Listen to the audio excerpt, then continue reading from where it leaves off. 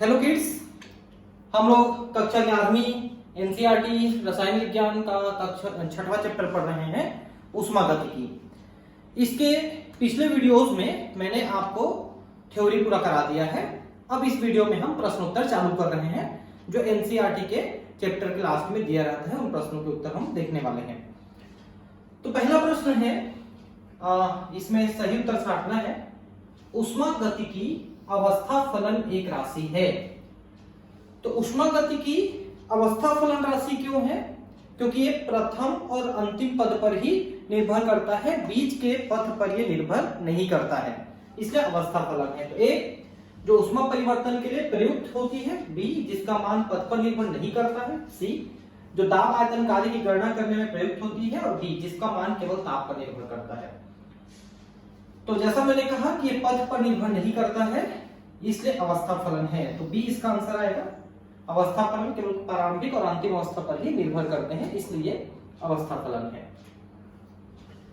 एक प्रक्रम के रुद्धोष्म परिस्थितियों में होने के लिए A del T equal to 0, B del P equal to 0, C Q equal to 0 और डब्ल्यू इक्वल टू 0 क्या होगा? देखिए, यहां पर रुद्धोष्म प्रक्रम का मतलब है जिसमें से ऊष्मा न तो बाहर जा सकती है न अंदर जा सकती है, लेकिन उसके अंदर का तापमान परिवर्तन हो सकता है, ठीक है, उसके अंदर का प्रेशर कम ज्यादा हो सकता है, लेकिन उसके अंदर ऊष्मा का संचरण नहीं हो सकता है, और वर्क जो है उसमें से कुछ किया जा सकता है, आयतन परिवर्तित हो सकता है। मतलब रुद्धोष्म प्रक्रम के लिए Q इक्वल टू 0, उसमें से ताप परिवर्तन ऊष्मा का परिवर्तन नहीं हो सकता, ऊष्मा का आदान प्रदान नहीं हो सकता है, इसलिए सी इसका आंसर है। रुद्धोष्म प्रक्रम में न तो ऊर्जा निकलती है और न ही अवशोषित होती है, अतः Q इक्वल टू 0। ठीक है, नेक्स्ट। सभी तत्वों की एंथैल्पी उनकी संदर्भ अवस्था में होती है। संदर्भ अवस्था का मतलब होता है जो उनके सबसे कॉमन अवस्था है। जैसे नाइट्रोजन ऑक्सीजन गैस होते हैं, लेकिन पानी जो जल है वो द्रव होता है, तो वो उसकी संदर्भ अवस्था है। तो उस समय एंथैल्पी उसकी कितनी होती है? इकाई होती है, शून्य होती है, शून्य से कम होती है, या सभी तत्वों के लिए भिन्न होती है। तो उस समय उसकी एंथैल्पी जो है मानक संदर्भ अवस्था में उसकी एंथैल्पी शून्य मानी जाती है। ठीक है, और उसमें अगर ऊर्जा जाती है तो एंथैल्पी बढ़ती है, उसमें निकलती है तो एंथैल्पी कम होती है। ठीक है, नेक्स्ट प्रश्न 4। मीथेन के दहन के लिए डेल यू का मान x किलो जूल पर मोल है। ठीक है, मतलब इतना ऊष्मा निकलेगी, माइनस लग गया है ना। इसके लिए डेल एच का मान क्या होगा? तो इसमें अब देखिए, ए है डेल एच बराबर होगा डेल यू के। ठीक है, डेल यू से बड़ा होगा, डेल यू से छोटा होगा, या डेल यू के बराबर होगा। ठीक है, तो मतलब ये है कि डेल एच का मान डेल यू के क्या होगा। ठीक है, तो ये हमको देखना है। तो देखते हैं फिर इसमें क्या होता है।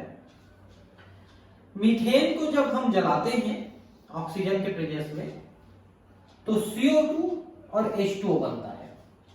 ठीक है, तो मीथेन के इतने ग्राम को हम लिए, कितने ग्राम को लिए? मीथेन के दहन में हम देखिए 1-3। तो यहां पर देखिए कि यहां पर गैस के मोल में कितना परिवर्तन हुआ है, इसको देखना है ना। मोल परिवर्तन इन गैसियस स्टेट। तो ये गैस है, ये गैस है, ये गैस है, और ये लिक्विड है। तो हमने शुरू में कितने मोल लिए गैस के? 1 मोल लिए और 2 मोल लिए, तो 3 मोल लिए, और गैस कितना बना? तो 1 ही मोल बना। तो उत्पाद माइनस अभिक्रिया ये हम लेते हैं। तो उत्पाद है 1 मोल यहां पर गैस, और अभिक्रिया में भाग लिए 3 मोल गैस, तो -2 मोल का परिवर्तन हुआ गैस में। और डेल एच का मान होता है del U plus del n R T.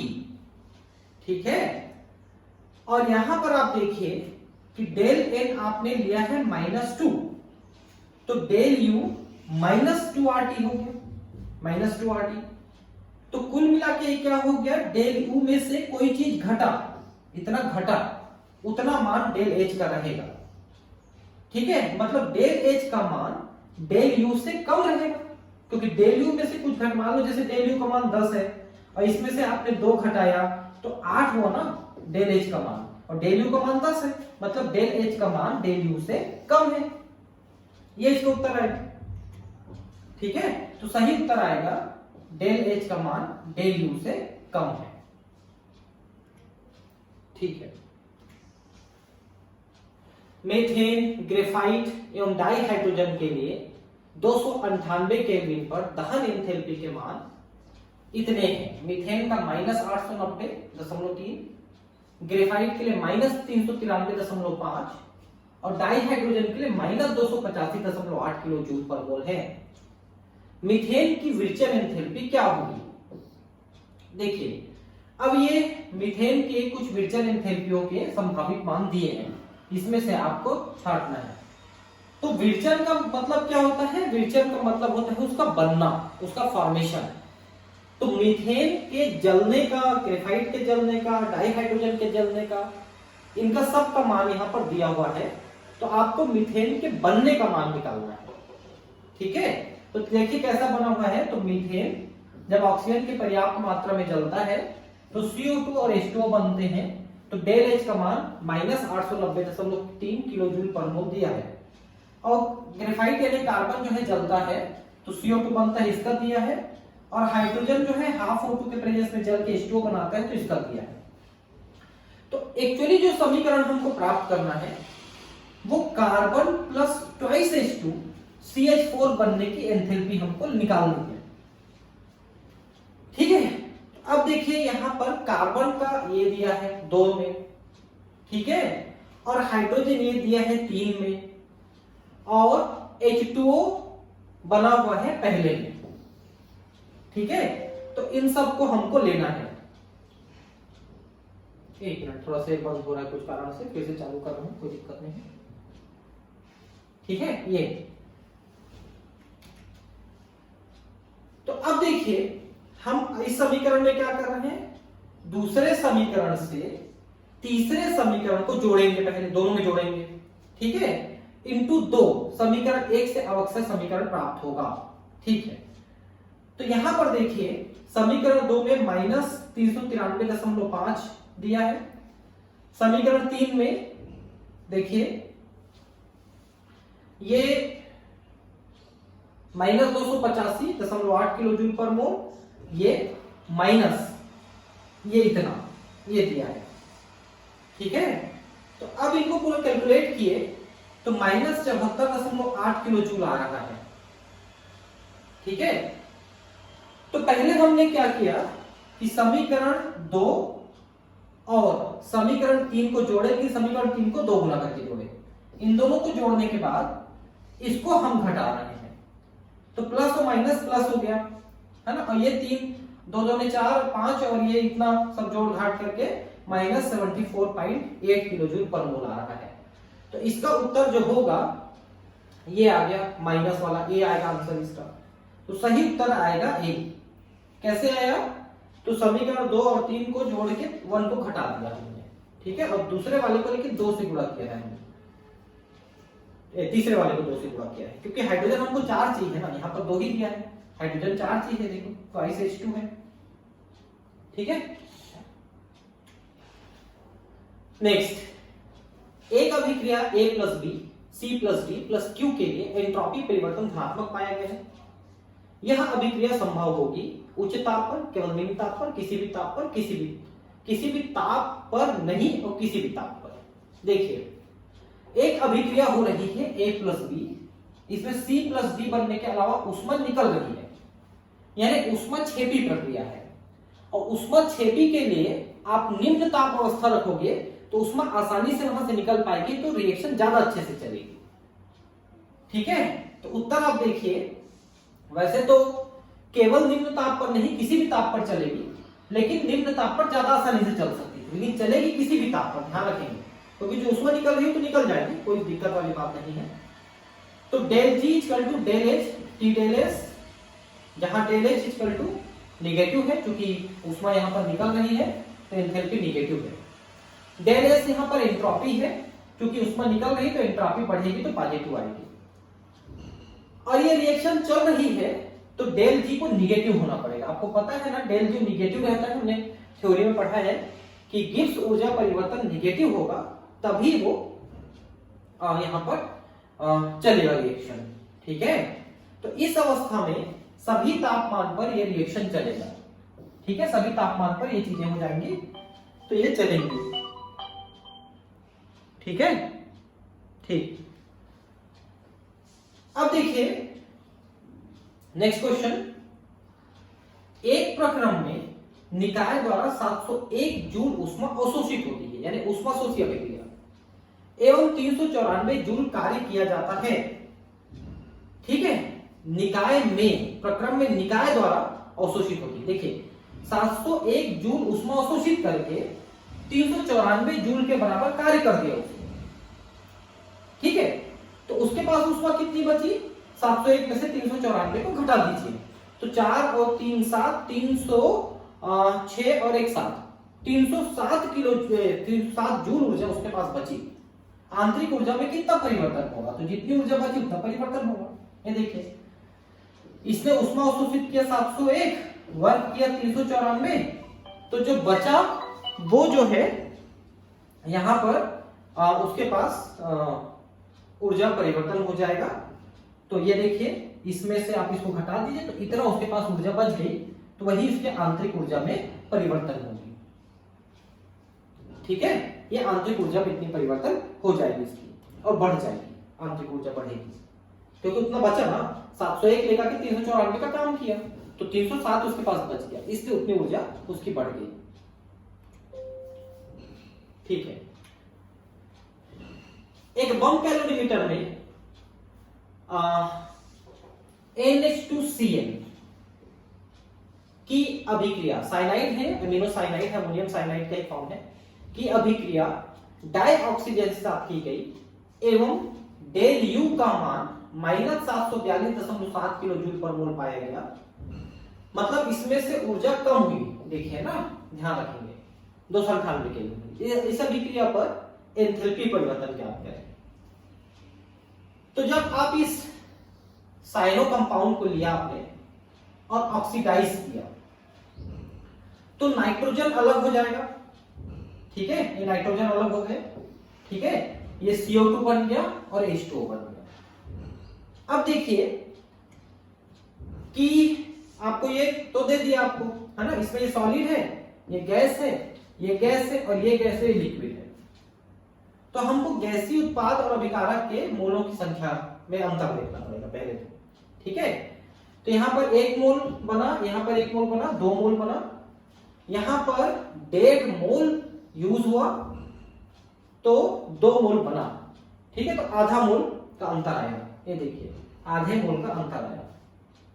ठीक है, तो ΔNG 0.5 आ रहा है और ये सब मान दिया हुआ है, आप इनको रखिए। तो डेल एच का मान आ जाएगा, इस फार्मूले में रखेंगे तो 741.46 किलो जूल पर मोल, ये उत्तर आ गया इसका।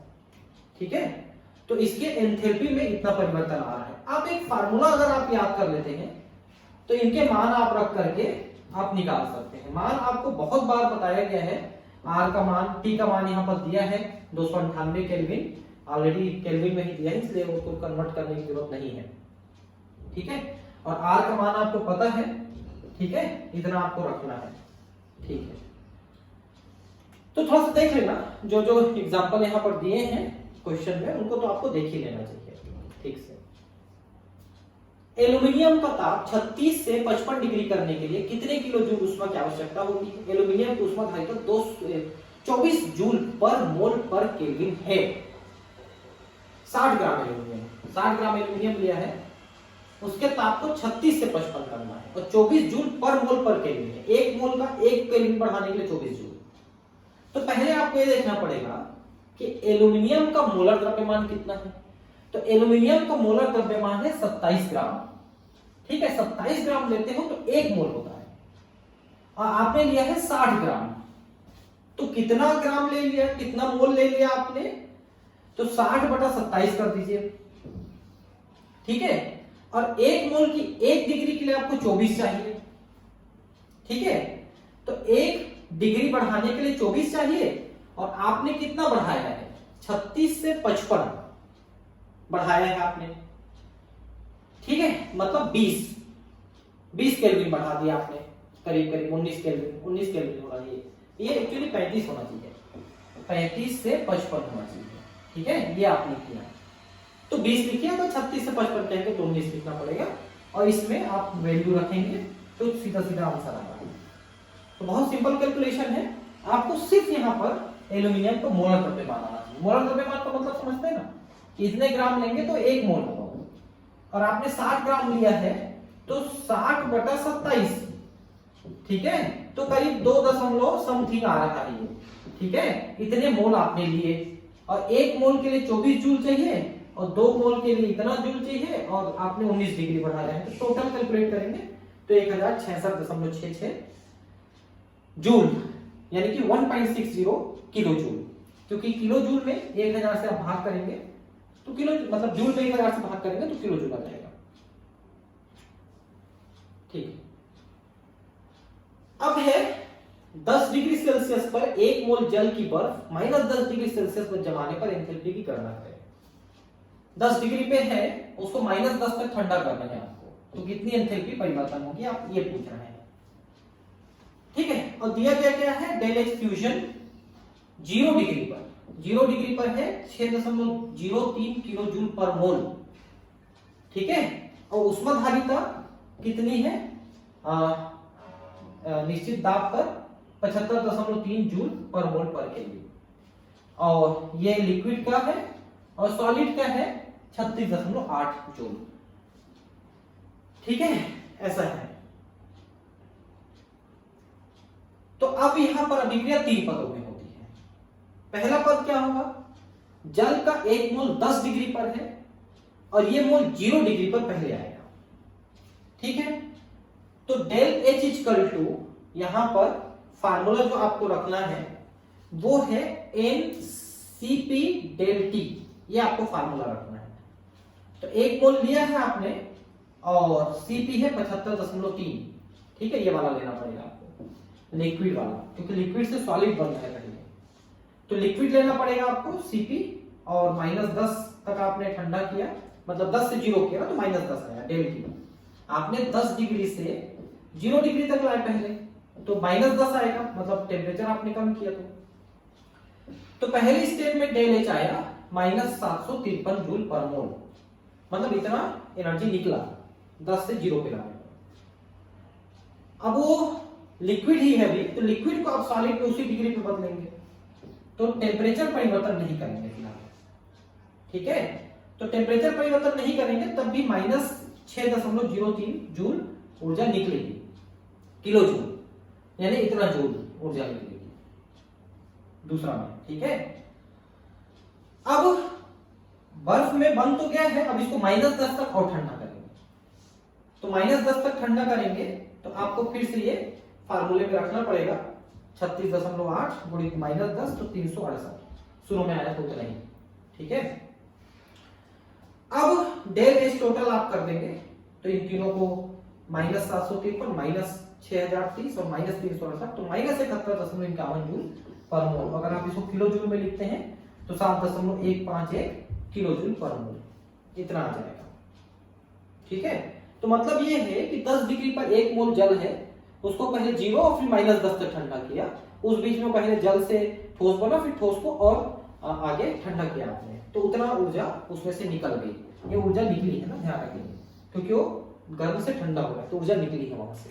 तो 3 स्टेप में हुआ, पहले 10 डिग्री जल को 0 डिग्री जल तक लाए, फिर 0 डिग्री जल को 0 डिग्री बर्फ में लाए, फिर 0 डिग्री बर्फ को -10 डिग्री बर्फ में ले गए। तो 3 स्टेप है, तीनों स्टेप की अलग अलग ऊर्जाएं परिवर्तन हमने कैलकुलेट किया, डेल एच कैलकुलेट किया, एंथैल्पी परिवर्तन कैलकुलेट किया। ठीक है, नेक्स्ट, कार्बन डाइऑक्साइड में दहन की एंथैल्पी -393.5 किलो जूल पर मोल। कार्बन एवं ऑक्सीजन से 35.2 ग्राम CO2 बनने को उत्सर्जित ऊष्मा की गणना करें। ठीक है, तो कार्बन सॉलिड है, ऑक्सीजन के साथ मिलकर CO2 बनाया, डेल एच इतना दिया है। ठीक है, CO2 का एक मोल जो है 44 ग्राम का होता है। ठीक, जब 44 ग्राम CO2 बनता है तब मुक्त होने वाले ऊर्जा की मात्रा है 393.5 किलो जूल। ठीक है, तो 35.5 ग्राम CO2 मुक्त हुआ तो कितना होगा? सिंपल सिंपल आप कर लीजिए, 393/44 गुणित 35.2 तो 314। 44 ग्राम बनने पर 393, तो 35 ग्राम बनने पर 314। ये उत्तर आया है आपका, बहुत सिंपल। ठीक है, तो ध्यान रखेंगे कि एक मोल में 44 ग्राम है और आपने 35.5 ग्राम बनाने हैं तो कितने हो जाए। तो बहुत सिंपल कैलकुलेशन से देखिए, ज्यादातर कैलकुलेशन जो है सिंपल ही है। कुछ पिछले चैप्टर्स के कैलकुलेशन थोड़े से हार्ड थे, कुछ बच्चों ने मैसेज भी किया था कि सर मुझसे ये नहीं बन रहा है। तो देखिए, अब उनको बनाने का मेरे पास भी कोई तरीका नहीं है, वो उसी तरह से कैलकुलेट होंगे। आप उनको एक दो बार पढ़ लें तो आपका कैलकुलेशन आ जाएगा। ठीक है, और उसमें और ज्यादा कुछ करने की गुंजाइश नहीं है। CO, CO2, N2O और N2O4 की विरचल एंथैल्पी इतनी है। विरचल मतलब बनने की एंथैल्पी। अब N2O4 को CO के साथ रिएक्शन कराओगे तो N2O बनेगा और CO2 बनेंगे, तो इनमें रिएक्शन का मान क्या होगा? ठीक है, तो रिएक्शन एंथैल्पी का मान निकालना है आपको। तो कितना क्रियाफल है उनका टोटल और कितना क्रियाकारक है या विकारक है उनका टोटल, एंथैल्पी ऑफ फॉर्मेशन, ये हमको निकालना पड़ेगा। तो क्रियाफल क्या क्या है? N2O और CO2। ये देखिए, N2O और CO2 ये क्रियाफल है। और क्रियाकारक क्या है? N2O4 और CO2 ये क्रियाकारक है। ठीक है, तो जितने जितने हैं उनको लिखना है अपने को। जैसे यहाँ पर 3 था तो यहाँ पर हमने 3 लिखा है, यहाँ पर 3 है तो यहाँ पर 3 लिखे हैं, तो सबको लिखना है अपने को। ठीक है, तो N2O के बनने का देख लीजिए, इसमें कितना दिया है? -393 दिया है। ठीक है, और बाकी का भी लिख दीजिए, तो आपका उत्तर आ रहा है 777.7 किलो। ये है आपका इस रिएक्शन की एंथैल्पी। ठीक है,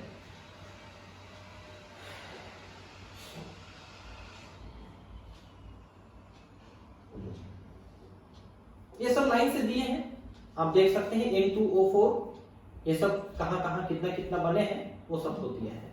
ठीक है, आपको सिर्फ रख देना है मान को, है ना। N2O का कितना दिया है आप देख लीजिए, 1 2 तीसरे नंबर पे, 1 2 तीसरे 81 दिया है, देखिए 81 लिखा है।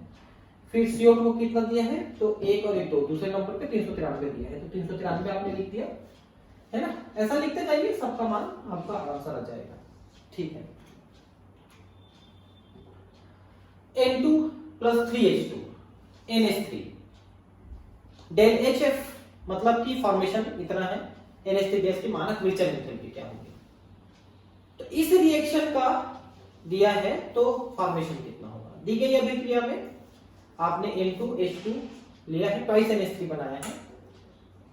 ठीक है, अब यहां पर देखिए N2 एक एलिमेंट है इसलिए इसका 0 आएगा, डेल H फॉर्मेशन। H2 भी एक एलिमेंट है तो ये भी फॉर्मेशन 0 है, लेकिन NH3 एक कंपाउंड है इसलिए इसका फॉर्मेशन अलग आएगा। ठीक है, तो क्रियाफल और क्रियाकारक का हमको देखने हैं। क्रियाफल में NH3 है और क्रियाकारक में N2 और H2 है। तो N2 और H2 तो 0 है, तो NH3 आपका दिया है जो वही आ जाएगा आंसर इसमें, -92.4 इक्वल टू 2x लेंगे। ध्यान रखेंगे यहाँ पर 2 NH3 बनना है तो इसको आधा कर देंगे जितना दिया है। ठीक है, तो ये आ जाएगा 46.2। ये देखिए 46.2 किलो जूल पर मोल ये आ जा रहा है। तो NH3 के एक मोल के बनने के लिए 46.2 किलो जूल पर मोल की आवश्यकता है। ठीक है, ऐसा है। ठीक है, तो अब मैं आपको बाकी क्वेश्चन नेक्स्ट क्लास में कराऊंगा। Thank you, bye.